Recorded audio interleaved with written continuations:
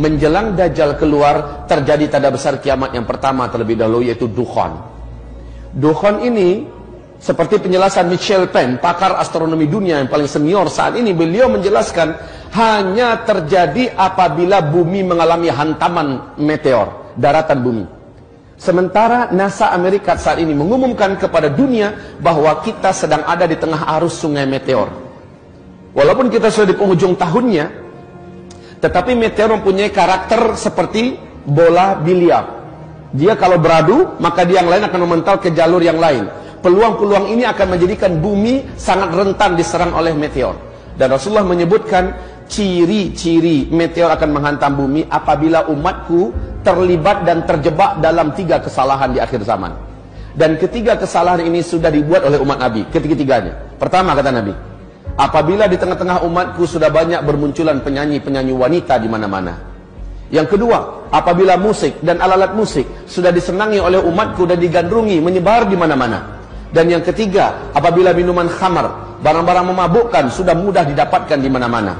Tiga-tiga ini sudah apa belum? Maka pertanda ini sudah Rasul gambarkan kepada kita.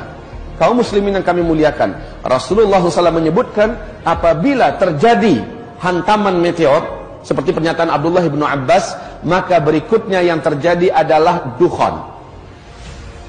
Dalam sanad yang jayyid, Ibnu Jarir meriwayatkan sebuah hadis di mana Ibnu Mulaikah berkata, guruku Abdullah bin Abbas berkata, malam tadi kami nggak bisa tidur karena kami menyaksikan meteor melintas di atas bumi kita. Saya khawatir jangan-jangan besoklah terjadinya dukhan. Apa yang dikatakan Abdullah bin Abbas ini persis sama dengan yang diuraikan oleh pakar astronomi dunia tadi, Michel Penn. Meteor ini ketika dia menghantam atmosfer bumi kita, kalau garis diameternya 2 km saja, kekuatan ledakan meteor ini sama dengan 1 juta kali lipat bom nuklir yang pernah meledak di Nagasaki dan Hiroshima. Dampak yang terjadi berikutnya adalah meteor ini akan terbakar, bagian kulitnya akan mengeluarkan asap yang sangat tebal dan itu panas beracun. Kemudian bagian kulit ini lepas dari intinya dan dia membentuk meteor-meteor kecil yang akan menghunjam bukit-bukit kita, gunung-gunung kita, kota-kota kita akan menjadi hujan meteor.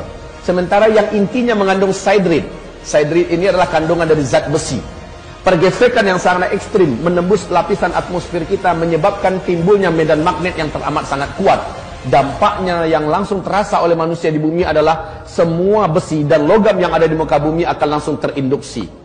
Maka mobil kita yang mesinnya dari besi tidak bisa lagi di starter, Pak. Nggak bisa lagi jalan. Pesawat juga tidak bisa bergerak. Kapal-kapal. Dan itu bukan untuk sementara waktu, tapi permanen. Inilah digambarkan oleh Nabi SAW setelah kalian nanti dipimpin oleh Al-Mahdi. Al-Mahdi itu kemunculannya adalah setelah meteor jatuh. Setelah meteor jatuh terjadi dukhan, Al-Mahdi akan muncul. Al-Mahdi inilah yang akan memimpin umat Islam di sini. Nah, kaum muslimin yang kami muliakan, Rasul bersabda, saat Al-Mahdi nanti muncul, kalian sudah kembali seperti zaman sekarang. Tidak ada teknologi. Kalian akan berperang bersama Al-Mahdi menggunakan pedang, menggunakan tombak, menggunakan panah. Dan zaman-zaman itu adalah zaman jihad, kata Rasulullah. Zaman-zaman itu adalah zaman perang, di mana banyak para syuhada yang akan diambil oleh Allah ke langit. Banyak para lelaki yang bertumbangan sementara mereka adalah lelaki-lelaki terbaik di akhir zaman. Atau lelaki pecundang yang lari sementara kematian tidak akan pernah bisa dielakkannya. Kaum muslimin yang kami muliakan, zaman di mana kita hidup sekarang, kita akan dihadapkan kepada fenomena yang sangat berat ini. Taib, meteor ini jatuh, semua teknologi musnah. Ketika menghantam laut, kata Michel Penn, kekuatan ledakannya yang sama dengan 1 juta kali lipat bom nuklir itu menjadikan hadirnya tsunami setinggi 230 meter. Bila jatuhnya ke kutub utara atau kutub selatan, kutub itu akan meleleh. Maka permukaan air laut akan naik 7 meter lagi. Banyak sekali kota-kota besar di muka bumi yang dibangun di tepi pantai akan tenggelam, termasuk Jakarta, Chicago, New Zealand, dan kota-kota besar lainnya. Kemudian apabila jatuhnya di daratan, maka ini yang paling pas dengan terjadinya dukhan. Ini yang paling pas dengan terjadinya dukhan. Sebab apa? Ketika jatuhnya ke daratan, kekuatan ledakannya yang teramat dahsyat radius dari titik jatuhnya ke 100-200 km, seluruh makhluk hidup akan langsung menguap menjadi karbon. Kemudian bumi akan mengalami kecekungan yang sangat dalam, kemudian partikel-partikelnya membumbung ke langit dalam bentuk kabut debu yang teramat sangat tebal lagi panas, dan ini yang disebut dengan dukhan.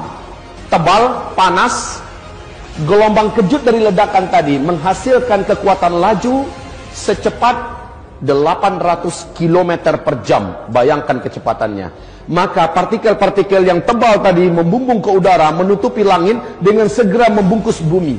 Bumi akan gelap gulita 40 hari 40 malam, kata Rasul. Bumi akan gelap gulita 40 hari 40 malam. Hamba-hamba Allah yang saya muliakan, bagaimana 40 hari 40 tanpa cahaya? Sahabat-sahabat bertanya kepada Rasulullah, ya Rasulullah, bagaimana cara kami menentukan waktu salat? Nabi mengatakan, salat kalian kira-kirakan saja ketika itu. Siapapun yang berusaha melihat, walaupun telapak tangannya didekatkan ke wajah seperti ini, dia tidak akan mampu melihat apa-apa, gelap gulita. Setelah matahari kembali nampak, dukhan tersisi, ya, kita akan dikejutkan dengan pemandangan lain. Apa itu? Bumi akan diselimuti oleh debu yang sudah mengendap ke daratan, tebal di mana-mana. Bangkai-bangkai berserakan, bangkai-bangkai burung, bangkai kucing, bangkai anjing, binatang, dan banyak tanam-tanaman yang juga mati. Bayangkan 40 hari 40 malam nggak ada cahaya matahari, dan itu panas, Pak. Saking panasnya, kata Rasul, seluruh orang kafir di muka bumi ini melepuh kulit mereka. Jadi orang-orang kafir yang nggak sempat menyelamatkan diri, mereka akan melepuh seperti kita masuk open, Pak. Orang Islam yang banyak buat dosa sebelum itu terjadi, amalnya sedikit, imannya tipis, sama tersiksanya dengan orang kafir. Tapi orang beriman yang imannya bagus, ketika itu terjadi, amal solehnya sebelum itu banyak, dia akan selamat.